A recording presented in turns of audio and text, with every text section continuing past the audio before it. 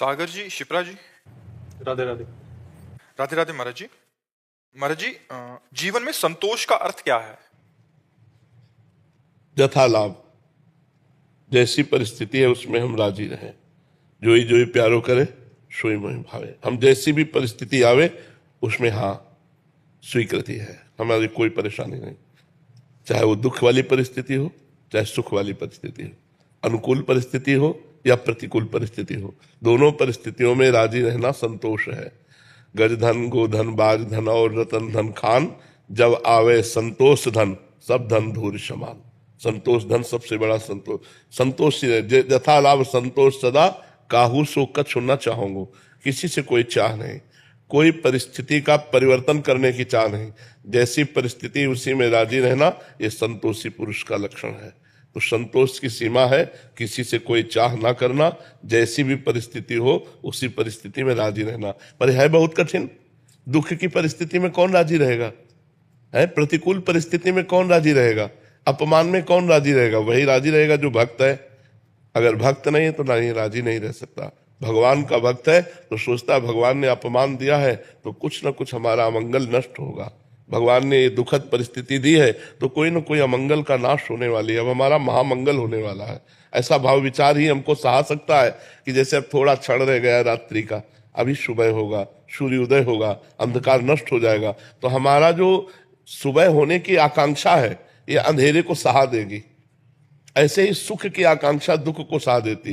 ये दुख आया है, कुछ क्षणों बाद नष्ट हो जाएगा, इसमें भी मंगल विधान है। भगवान कोई ना कोई मंगल हमारा कर रहे हैं, तो हमारी जो सहनशीलता है वो धैर्यपूर्वक बनी रहेगी और हम उसको सह जाएंगे। सहनशीलता ही संतोष है। सुख में फूले नहीं और दुख में भूले नहीं। भगवान को कितना भी दुख आवे भूले नहीं, सुख में अहंकार ना करे, धैर्यपूर्वक रहे, यही संतोष। महाराज जी, वृंदावन वास की इच्छा करनी चाहिए कि नहीं करनी चाहिए। वृंदावन वास की, भजन की, भगवान की प्राप्ति की, संत समागम की, इसकी तो इच्छा भगवान से करनी चाहिए। हे भगवान हमें संत समागम प्राप्त हो, हे भगवान हमसे खूब भजन बन जाए, हे भगवान आपके धाम का दर्शन हो जाए, हे भगवान आपका नाम खूब जप करें और आपका दर्शन पालें। ये तो कामना करनी चाहिए। इसी कामना के बल से तो सांसारिक कामनाओं का त्याग होता है। अगर ये कामनाएं नहीं करेंगे तो सांसारिक कामनाएं होती रहेंगी। इन्हीं कामनाओं के बल से हम कामना के त्यागी बनते हैं। इच्छा से इच्छा का नाश, कामना से कामना का नाश। तो सत कामना से असत कामना का नाश, सत वासना से असत वासना का नाश। समझ पा रहे? अपने प्रयास से हो जाएगा क्या वृंदावन वास? अपने प्रयास से हो जाएगा? कामना करो, श्री जी से रो और श्री जी कृपा कर दे तो हो जाएगा। जिनको वृंदा विपिन है, कृपा तिन्हि की होए, वृंदावन में तब ही तो रहन पाए सोए। जिनका वृंदावन है वो कृपा कर दे तो वृंदावन वास हो जाएगा। अपने पैसे के बल से या अपने बुद्धि बल से धाम वास नहीं होता। भगवान कृपा करे, श्री जी कृपा करे, तब धाम में मन ठहरे। मन ठहरे तब तो वास का मतलब रहा।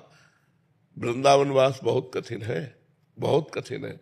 कृपा पूरी हो गई लेकिन जननी जनक बंधु सुतदारा, तनु धन धाम सुहृद परिवारा, सबकी ममता ताग बटोरी, मम पद मनहि बांध बटोरी।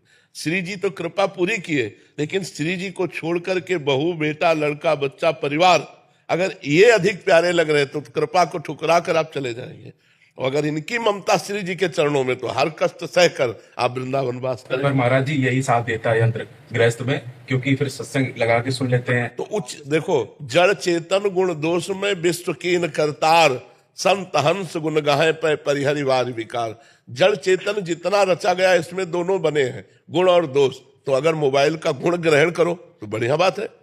हर समय किसी भी संत के आप प्रवचन सुन सकते हैं, अपनी समस्या दूर देश तक पहुंचा सकते हैं। और गलत देखो तो गलत गलत बातें देखकर नष्ट भी हो सकते हो।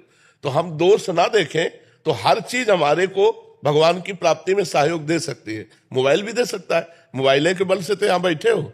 अगर ना आप क्लिप देखे होते तो यहाँ कैसे आ जाते? वृंदावन आने की, संत दर्शन की, संत समागम की इच्छा मोबाइल ने ही प्रकट की। तो मोबाइल के वो दोष जो वो ना देखो, अगर सतमार्ग की बातें देखो तो। पर क्या होता है कि मन अच्छी बातें कम देखना चाहता है, बुरी बातों में ज्यादा लगता है। गेम खेलना, ये वो सब गंदी बातें, गंदी रीले पहले लगता था, अब तो सुन के है ना। सत्संग का यही प्रभाव है कि कुसंग छुड़ा करके भगवत मार्ग में दृढ़ कर देता है। होती है। जैसे आप कह रहे हैं कि आप क्लिप देखकर ही वैसे ही आए, मैं विदेश में रहती हूँ, मनोरंजन की सब चीजें छोड़ दी, कोई टीवी में कुछ नहीं देखते, फिर भी आकर्षण इतना ज्यादा है हर तरफ से। नाम जप करो, नाम जप सारे आकर्षणों को मिटा देगा। मतलब आपसे सही कहते हैं, डट के जब भजन किया तो अच्छा ही लगना बंद हो गया। अब जैसे हमसे पूछा जाए आपको क्या चाहिए, तो खोजने पर, घंटों खोजने पर कुछ नहीं समझ में आएगा कि क्या चाहिए, कुछ नहीं।